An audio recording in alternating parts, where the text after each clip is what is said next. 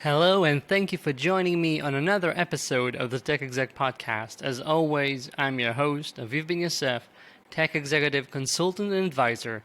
And before we get down to business, I have very exciting news to share with all of you.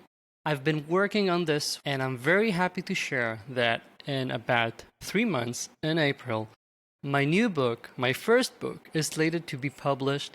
It's called the Tech Executive Operating System, and it's written specifically for all of you, my dear listeners. I think you're going to find it tremendous and very helpful.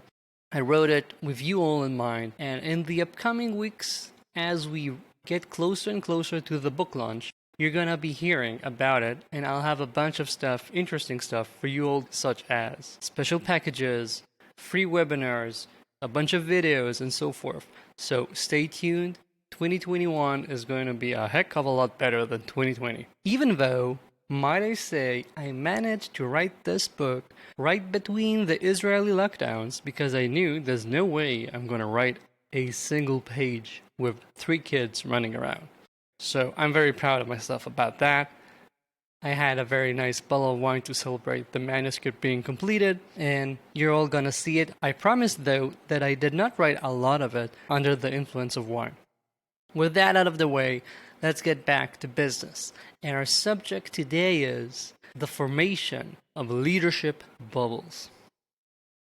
I sometimes work with executives and leaders and see, as I learn and get to know their company and their organization, that they have this problem where the leaders are in some sort of a bubble. Just like we get the filter bubble in our Facebook feed where we only see the kinds of opinions we already hold, the same thing seems to be happening in some companies.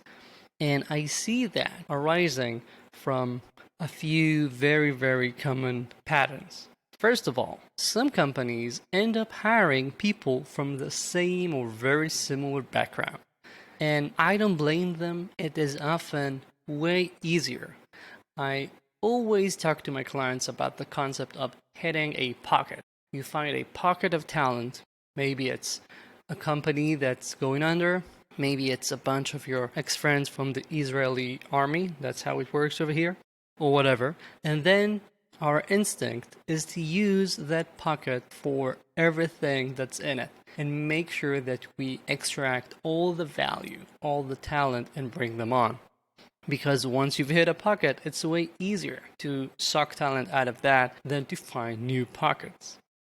That, however, ends up usually in creating a team that's too homogeneous. You end up having this kind of groupthink happening because you don't have anyone to play devil's advocate when you have a new idea, simply because you all think the same. Similarly, this also comes up when we're speaking about diversity of any kind.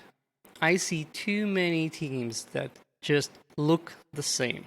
And let's not even take it too far. I'm not even gonna go into people of color, gender. Even if you've ended up having a team of the generic white males, almost always, it seems like, they end up hiring people of a certain age range. So some companies hire people in their 30s, some companies hire people in their 20s. So, I'm not even going into deep diversity efforts, and I'm not saying you shouldn't. I'm just using this as an example. It's amazing to me that we end up doing this because of whatever. It might be easier. We might have some bias that we're not aware of. But what ends up happening is, again, that we have a team that's too homogeneous. And a bit differently, you might not have this. You might have a team that's genuinely diverse and has a bunch of different opinions and people from different backgrounds. And you have someone who has a lot of experience in that kind of field and someone who used to, be in a circus and then moved into software engineering. I don't care. But for whatever reason, you are hurting the cultivation of a candid and open culture. And so those people, even though they might hold different opinions, don't voice them. They do not speak up when they need to. And so, whatever the reason here is, you end up with the same situation. And that is, you do not get anyone to push you. You are surrounded, you and your management team, you are surrounded by people who do not push you and chafe you in that right way that makes you think harder, that might help you come up with novelty.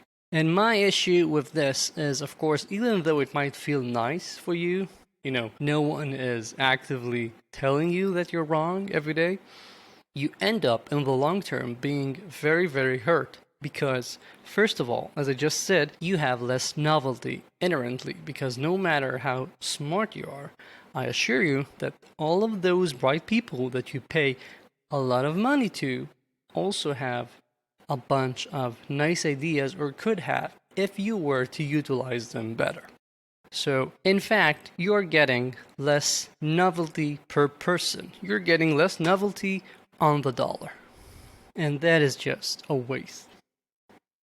Second, you might end up suffering from a situation that is essentially, the emperor's got no clothes and no one tells them. So we're not just talking about missed novelty. We are talking about the very simple act of having an idea, having a plan that's just not that good. And no one will tell you because they don't know or because they are afraid to speak up. And that applies in all different levels of decisions. We can be speaking about developer stuff like the tech stack that you will choose. We can be talking about how you are forming the processes in your organization, and it might be stuff like product decisions.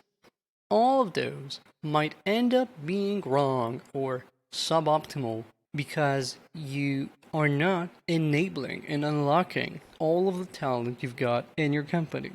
And eventually, this ends up with creating an unhealthy culture, a culture that will not allow bright people to prosper, or only bright people of a certain type.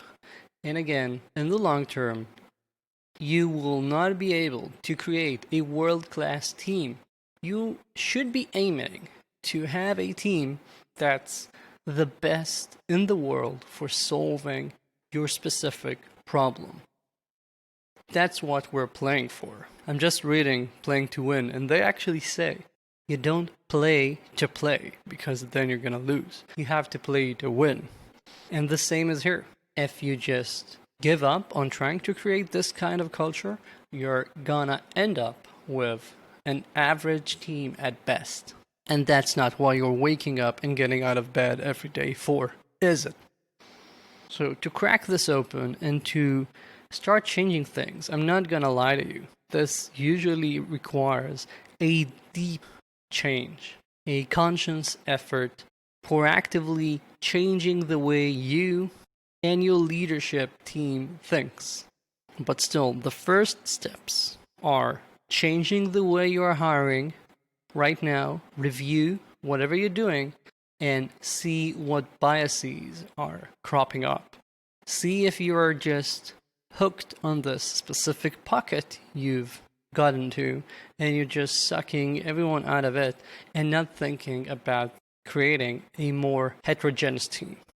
And other than changing how you are hiring, you should adapt a mindset that says that everyone should be speaking up.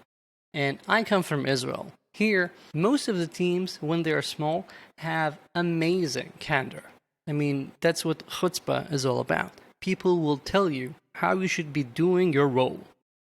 I mean, every single person, sometimes even unasked, will tell you that you should be doing stuff differently. That's how we roll.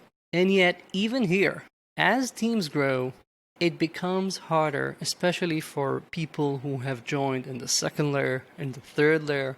It becomes harder for them to speak up unless they see that the culture is inviting this, that this is what actually is expected. Because you might say my door is open, but it will be interpreted as lip service, because you might seem truculent and eager and quick to argue whenever someone voices an opinion that's against yours, or simply unattentive. And if you shoot the messenger, if people feel like there's no reason for me to speak up, if you don't value different opinions, if you don't take that person who spoke up in the all hands and told you that idea of yours is, frankly, dumb, if you don't take that person and put them on a pedestal and say, first of all, thank you, even before addressing the matter itself, saying thank you for speaking up, making a mental note to talk to them personally later about it, talk to their managers about it, tell them you value that, and only then moving on to the actual concrete criticism. If you do not practice this kind of upwards radical candor, if you do not allow your people to voice concerns, if you don't actually listen to them, they will learn.